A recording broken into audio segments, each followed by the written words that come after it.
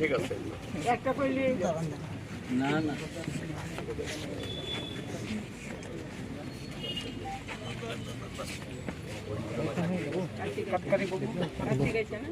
এবং এটা আমাদের কর্তব্য, আমরা এটা করব।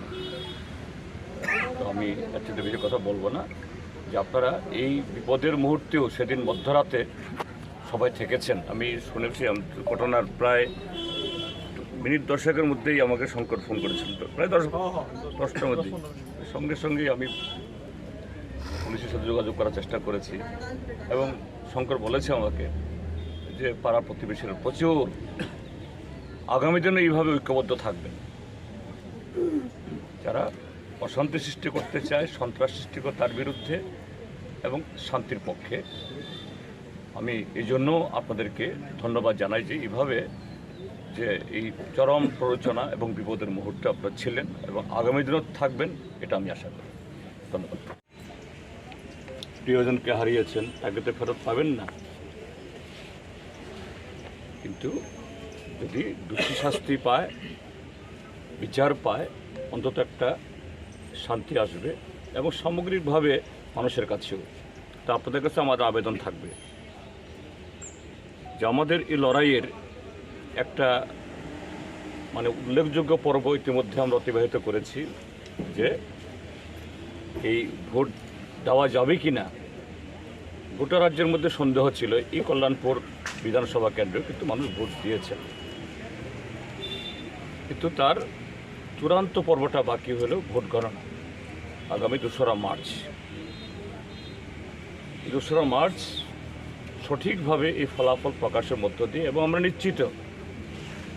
নিশ্চিত মানুষের রায় এই দুশ্মনদের পক্ষে যায়নি। মানুষের রায় গণতন্ত্রের পক্ষে, শান্তির পক্ষে, উন্নয়নের পক্ষে। 2রা মার্চ তা প্রতিফলিত হবেই, প্রকাশিত হবে।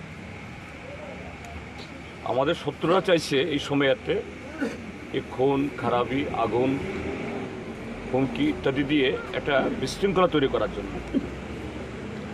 এদের প্ররোচনায় পা দিলে আমাদের হবে না, আমাদের শান্তি বজায় রাখতে হবে। এই অশান্তি তৈরি করা, খুন সন্ত্রাস করার জন্যই তাদের এই অবস্থা। কাজে তারাও আমাদেরকে সেই পথে টেনে নেওয়ার চেষ্টা করবে। আমাদের যে ধৈর্য ধরতে হবে, আমরা তাদের প্রয়োজনে পা দেব না। আপনাদের সবার কাছে অনুরোধ, কমরেড দিলীপ শুক্ল দাসের এই আত্মত্যাগ, এর প্রতি আমাদের সর্বোচ্চ সম্মান হবে যে এই শত্রুপক্ষকে দেখিয়ে যে না, তোমাদের প্ররোচনা সত্ত্বেও আমরা এরকম আইন হাতে তুলে নিইনি। আমরা আইনের হাতে অপরাধীদের শাস্তি হবে, আমাদের হাতে শাস্তির প্রয়োজন নেই। আমরা আইনকে, প্রশাসনকে, প্রতিষ্ঠানকে আমরা সাহায্য করব। তো আজকের দিনে এর চেয়ে বেশি কথা বলার সুযোগ নেই, প্রয়োজন নেই।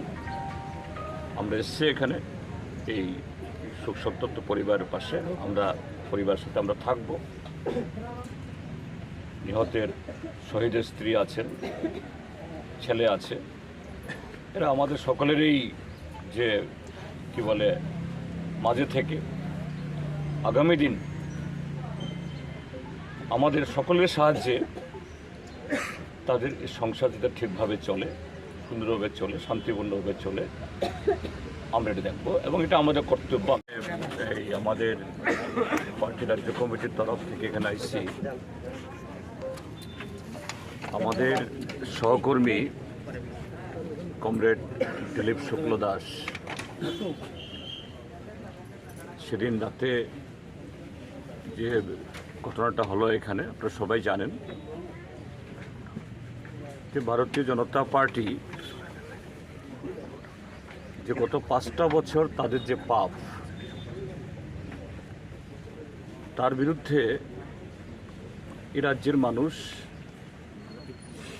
যে রাজ্যে গণতন্ত্র পুনরুদ্ধারে এবং আইনের শাসন স্থাপনে তাদের যে দৃঢ়চেতা মানসিকতা, গত 16 তারিখের ভোটে যে রাত 11টা অবধি ধৈর্য ধরে নানা হুমকি প্ররোচনার মধ্যেও ভোট দিয়ে যে নজির সৃষ্টি করলেন, এটা গোটা বিজেপি শিবিরে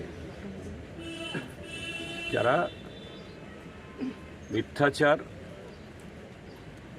মিথ্যা প্রতিশ্রুতি এবং সন্ত্রাসের মধ্য দিয়ে গত 5টা বছর টিকে থেকেছিল এবং মনে করেছিল বোধহয় আগামী 5 বছরের জন্য মানুষ তাদেরকে এইভাবেই ছেড়ে দেবেন।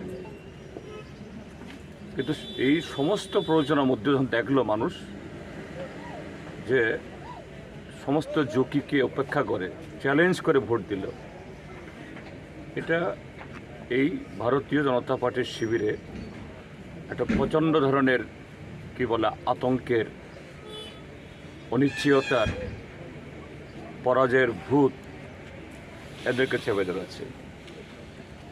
তারই বহিঃপ্রকাশ হলো এই ঘটনা, একটা কাপুরুষিত নৃশংস এই খুন।